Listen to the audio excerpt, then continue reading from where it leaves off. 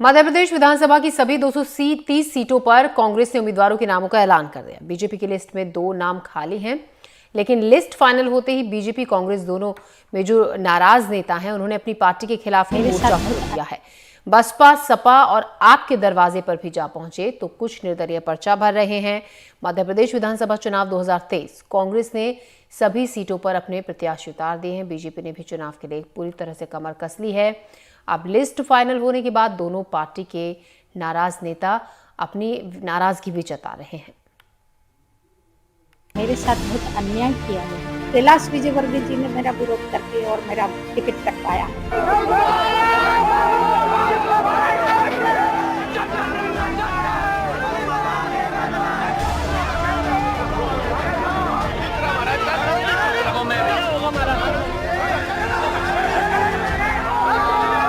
कांग्रेस और बीजेपी के नाराज नेताओं की बगावत का ये शीर्षासन है, जिसे चुनावी चौसर में किसी भी दल की चाल उल्टी हो सकती है। जहां केंद्रीय मंत्री भूपेंद्र यादव के सामने इतना हंगामा बरपता है कि एक पुलिस वाला बंदूक तक निकालने की कोशिश करता है, तो दूसरे केंद्रीय मंत्री ज्योतिरादित्य सिंधिया को अपने कार्यकर्ताओं को मनाने अपने ही महल के बाहर जमीन पर बैठना पड़ता है। एक पूर्व मुख्यमंत्री यानी कमलनाथ के घर के बाहर कोई कार्यकर्ता आत्मदाह की कोशिश करता है। कांग्रेस में 46 तो बीजेपी में 28 सीटों पर विरोध है। दोनों दलों में 10 सीटों पर खुलकर विरोध सामने आया है। सीधी से बीजेपी विधायक केदारनाथ शुक्ल निर्दलीय चुनाव लड़ेंगे। भिंड से भी बीजेपी विधायक संजीव कुशवाहा चुनाव लड़ेंगे। मुरैना से पूर्व मंत्री रुस्तम सिंह के बेटे राकेश सिंह बसपा से चुनाव लड़ेंगे। चाचौड़ा से बीजेपी की ममता मीणा आपकी झाड़ू थाम चुकी हैं। लाहौर से बीजेपी के रसाल सिंह हाथी पर सवार हैं। रैगांव से पुष्पराज बागरी भी बीजेपी के खिलाफ चुनाव लड़ेंगे। धर्मपुरी से पूर्व सांसद गजेंद्र सिंह राजू खेड़ी चुनाव लड़ेंगे। भोपाल उत्तर से नासिर इस्लाम पंजे के खिलाफ हैं। ग्वालियर ग्रामीण से केदार कंषाना भी चुनाव लड़ेंगे। बंडा में बीजेपी से कांग्रेस में आए सुधीर यादव ने झाड़ू उठा लिया है। कांग्रेस में किसी तरह का कोई बागी नहीं है। हमारा जमीनी कार्यकर्ता ही इस चुनावी नैया को पार लगाने जा रहा है। इसी कार्यकर्ता ने 2018 में लोगों के बीच में जाकर कांग्रेस की बहुमत की सरकार बनाई, लेकिन भाजपा ने हथकंडे अपनाए और स्थिर सरकार को गिराने का काम किया भाजपा ने।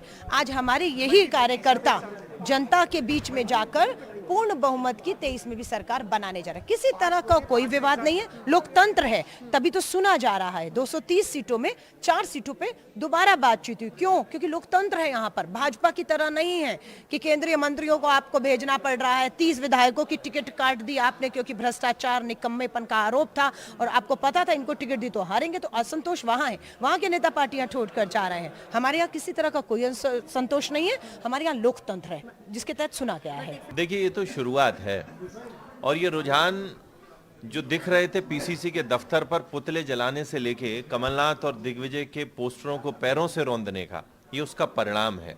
पर इन चारों में विशेषता ये है, इसमें से एक तो वो व्यक्ति है जिसका बेटा महिला व्यभिचार में फरार था और जिसको शय कमलनाथ दे रहे थे। तो आज ये तय हो गया कि कमलनाथ का हाथ महिला अपराधियों के साथ। और दूसरे एक ऐसे नेता हैं जिनके खिलाफ स्वयं आत्मदाह का मामला दर्ज है, किसी व्यक्ति ने किया था।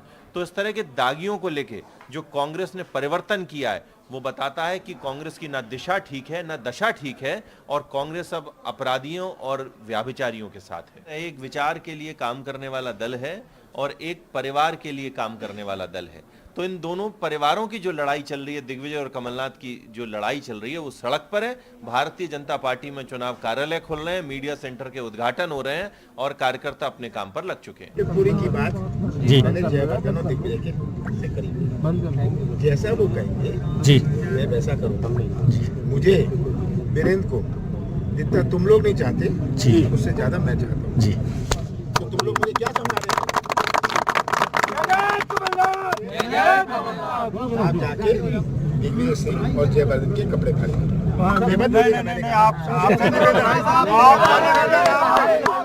कांग्रेस में शिवपुरी सीट को लेकर कपड़ा फाड़ राजनीति शुरू हुई थी। एक बार वहां उम्मीदवार बदला जा चुका है, फिर से उम्मीदवार बदला जा सकता है। छोड़ दी वहीं पूर्व डिप्टी कलेक्टर निशा बांगरे अपने इस्तीफे के लिए 300 किलोमीटर पैदल चली, जेल गईं, सुप्रीम कोर्ट का दरवाजा खटखटाया। अब इस्तीफा स्वीकार हुआ है तो माना जा रहा है कांग्रेस आमला से मनोज मालवीय की जगह उनको उम्मीदवार बना सकती है। बुधवार को ही कांग्रेस ने सुमावली सीट से कुलदीप सिकरवार की जगह फिर से अजय सिंह कुशवाहा को उम्मीदवार बना दिया।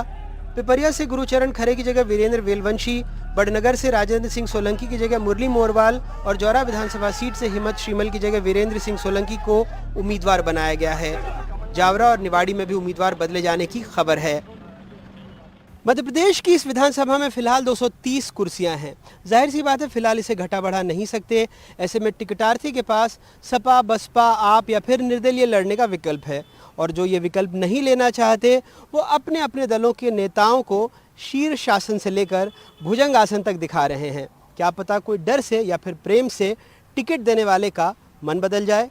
मध्य प्रदेश में अपने ब्यूरो सहयोगियों और भोपाल से कैमरा पर्सन अभिषेक के साथ अनुराग द्वारी, NDTV इंडिया।